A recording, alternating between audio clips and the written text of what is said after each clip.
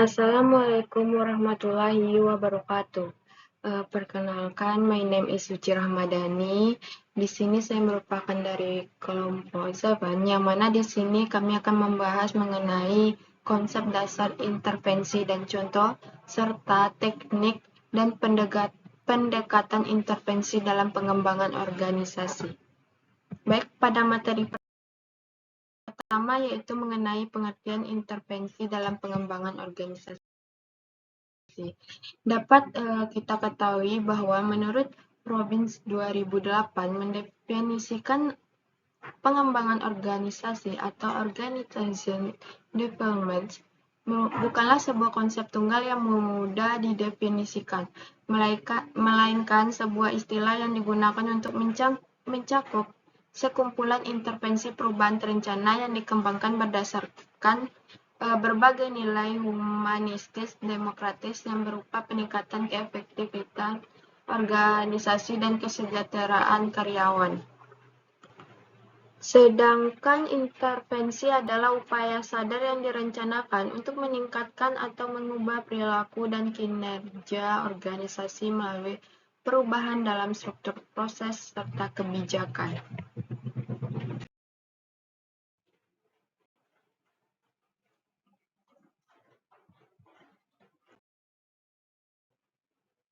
Selanjutnya yaitu jenis-jenis intervensi dan tahapan pengembangan organisasi. Yang pertama yaitu intervensi proses, yang mana pendekatan yang dilakukan melalui perubahan proses kerja yang terkait langsung dengan aspek kemanusiaan baik secara individu, antar individu, kelompok maupun tingkat organisasi secara keseluruhan. Misalnya pengembangan sistem pertemuan reguler, sistem bantuan konsultan, dan bimbingan. Yang kedua yaitu intervensi teknostruktural, yang mana pendekatan yang dilakukan melalui kombinasi perubahan teknologi dan struktur organisasi seperti upaya restrukturisasi organisasi, hubungan industri, serta rancangan bidang uraian kerja sesuai dengan proses bisnis. Yang ketiga yaitu intervensi manajemen sumber daya manusia, yang mana pendekatan yang dilakukan melalui perubahan sistem, manajemen kinerja, dan pengembangan karir.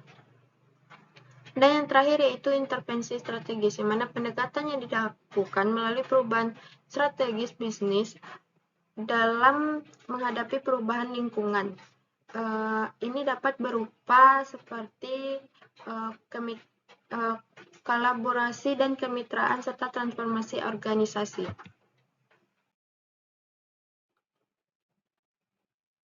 Materi selanjutnya yaitu pendekatan dasar intervensi dalam pengembangan organisasi. Yang mana yaitu intervensi struktural atau berfokus pada tingkat organisasinya. Dengan menggunakan kegiatan intervensi struktural, maka terdapat hasil yang diharapkan dapat dipetik yaitu restrukturisasi atau reorganisasi, sistem imbalan baru, dan perubahan kultur organisasi. Yang kedua yaitu intervensi teknikal, yang mana berfokus pada tingkat pekerjaannya. Penggunaan intervensi ini adalah perluasan pekerjaan secara vertikal. Intervensi ini dilakukan dalam rangka melakukan perubahan pada tugas-tugas yang dilakukan oleh pegawai, penggunaan sarana kerja dan teknologi untuk mendukung tugas dan pekerjaan organisasi.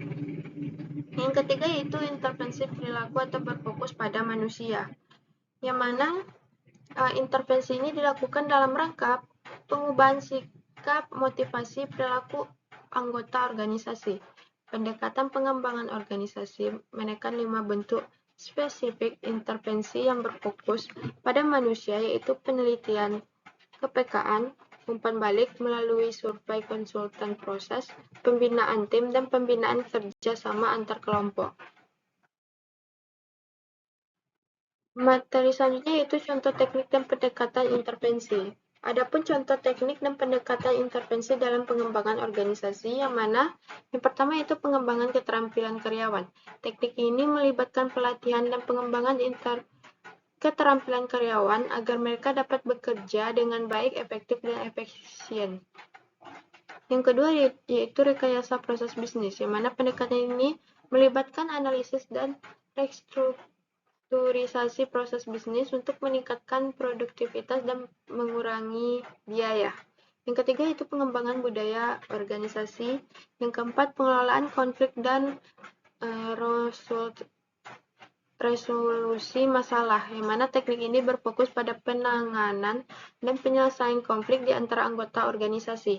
Yang kelima yaitu pengukuran kinerja dan umpan balik. Pendekatan ini melibatkan penggunaan metrik dan indikator kinerja untuk pemantauan dan pengevaluasi kinerja organisasi. Yang keenam yaitu pengembangan kepemimpinan, serta yang terakhir yaitu perencanaan suksesi, yang mana pendekatan ini bertujuan untuk memastikan bahwa organisasi memiliki rencana yang kompetensi, mengidentifikasi pengembangan dan mempromosikan bakat-bakat yang akan mengisi posisi kunci di mana masa depan tersebut. Baik,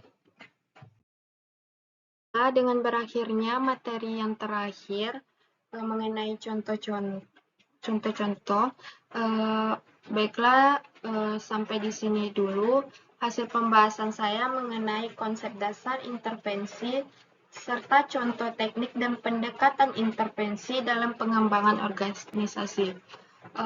Kalau ada kata yang salah, saya mohon maaf. Saya tutup dengan Assalamualaikum warahmatullahi wabarakatuh.